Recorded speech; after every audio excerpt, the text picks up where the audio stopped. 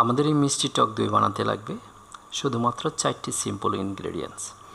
প্রথমেই লাগবে হচ্ছে 200 গ্রাম চিনি, তারপর লাগবে একটা পাউডার দুধ যে কোনো ব্র্যান্ডের, আমি এখানে নির্দিষ্ট কোনো ব্র্যান্ড মেনশন করতেছি না, আপনার যে কোনো ব্র্যান্ডের।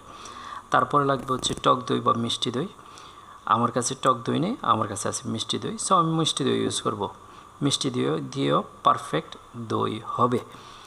সো শেষে আসতেছে আমাদের মেন ইনগ্রেডিয়েন্টস, সেটা হচ্ছে গরুর দুধ, খাঁটি গরুর দুধ আমি আমার গ্রাম থেকে কালেক্ট করেছি। তারপরে আমরা একটি হাঁড়ির মধ্যে প্রথমে 1 লিটার দুধ দিয়ে দিলাম। 1 লিটার দুধ আমাদের যখনই দেওয়া শেষ হয়ে যাবে, সাথে সাথে আমরা ব্যবহার করব আমরা যে পাউডার দুধটা আগে আপনাদের দেখিয়েছিলাম, সেই পাউডার দুধটা। এখন আমাদের পাউডার দুধ দেওয়া শেষ, আমরা দিয়ে দিব বাকি 1 লিটার দুধ, যেটা আগে আমি আপনাদের 2 লিটার দুধ দেখিয়েছিলাম, সেই 1 লিটার দুধ বাকি যেটা, এটা আমি এখানে অ্যাড করে দিলাম। এখন এই পাউডার দুধ আর আমাদের যে লিকুইড দুধ আছে, এই দুধগুলো একটু ভালোভাবে মিশানোর জন্য আমি চামচ দিয়ে একটু নেড়ে দিচ্ছি, যাতে এগুলো সুন্দরভাবে মিক্স হয়ে যায়। এখন মিডিয়াম হিটে চুলা জ্বলতে থাকবে, আর চুলা জ্বলার সাথে সাথে আমি এইভাবে নাড়াতে থাকবো, যাতে নিচ দিয়া আমি একটু নাড়াতে থাকবো, কারণ নিচ দিয়ে যেন না লেগে যায়, এবং এটার মধ্যে যে দুধগুলো অ্যাড করছিলাম সেটা যেন ঠিকভাবে ওটার মধ্যে মিক্স হয়। এখন মোটামুটি আমি প্রায় 7-8 মিনিট মোটামুটি দুধগুলো জাল করছি। এখন দিয়ে দিব চিনি। আমি দিয়েছি 200 গ্রাম। আপনাদের যতটুক মিষ্টি আপনারা খাইতে আগ্রহী আপনারা ততটুক দিবেন। আমার মিষ্টি কম পছন্দ, সেই কারণে আমি 200 গ্রাম দিয়েছি। আপনি যদি মনে করেন না আরও বেশি লাগবে, তাহলে আপনি আপনার জন্য। মুহূর্তে আমার মোটামুটি 15 মিনিট দুধ জাল করা হয়েছে, এবং দুধ জাল করার কারণে অনেকটা দুধ কমে গেছে। এখন আমি চুলা থেকে নামিয়ে ফেলব।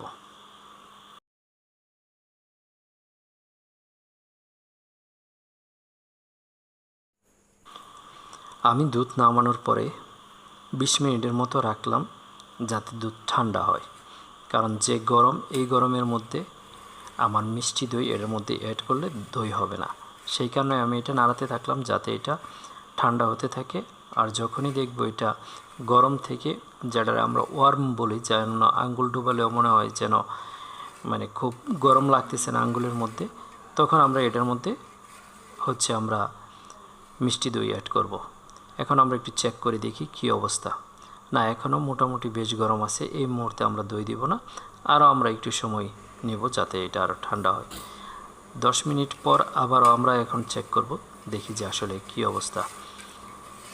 এই অবস্থায় আমরা একটু চেক করে যদি দেখি যে আসলে দই দেওয়ার মতো, তাহলে আমরা দই দিয়ে দিব। হ্যাঁ, এখন যে অবস্থায় আছে মোটামুটি ঠিক আছে, এই অবস্থায় আমরা দিতে পারবো। তাইলে এখন আমার যে ওই মিষ্টি দইটা আছে, মিষ্টি দইটারে আমরা একটু ব্লেন্ড করে নিয়ে ভালোভাবে আমরা দুধের মধ্যে মিশিয়ে দেব, যে কারণে একটু ব্লেন্ড করে নিচ্ছি। ব্লেন্ড করে নেওয়ার সাথে সাথে আমরা এই দইটা অ্যাড করে দিলাম দুধের মধ্যে।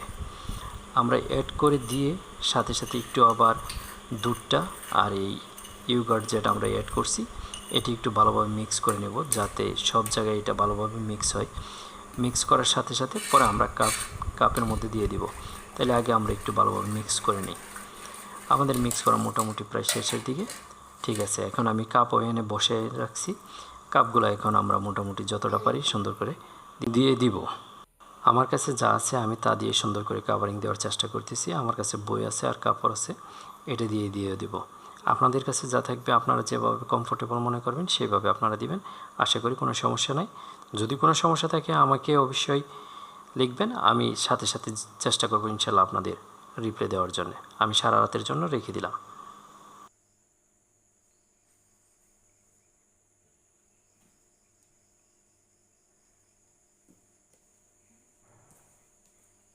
আমি খুব ভোরে উঠলাম দইগুলো দেখার জন্য। আর দইগুলো দেখার জন্য আমি যখনই উঠছি ওইটাই শুরু করছি আপনাদের দেখানোর জন্য। আমি উপর থেকে যে কাভারিংগুলো দিয়েছিলাম সেইগুলো সরাচ্ছি। সরানোর সাথে সাথে আপনারা দইগুলো দেখতে পারবেন। এখন দইগুলো দেখেন যে একদম জমাট বেঁধে গেছে, সেইটা আমি দেখানোর জন্য আরও কাছে নিচ্ছি। ক্যামেরা যখনই কাছে নিব তখনই আপনারা দেখতে পারেন যে আসলে কেমন জমাট বাঁধছে। এখন দেখেন আমি খুব যখন কাছে নিচ্ছি তখন হয়তো দেখতে পাচ্ছেন এই দেখেন যে দই বসে গেছে। আর ওইটা ভালোভাবে দেখানোর জন্য আমি চামচ দিয়ে কাটবো, কাটলে আপনারা বুঝবে। তবে এইভাবে করলে আশা করি আপনাদের দই 100% ইনশাল্লাহ পারফেক্ট হবে।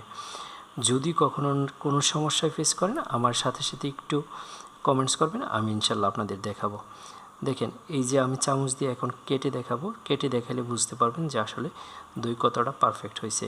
আশা করি ইনশাল্লাহ আপনাদের কোনো ডাউট থাকবে না। আপনারা বাসায় ট্রাই করবেন এবং আমাকে কমেন্টস করে জানাবেন।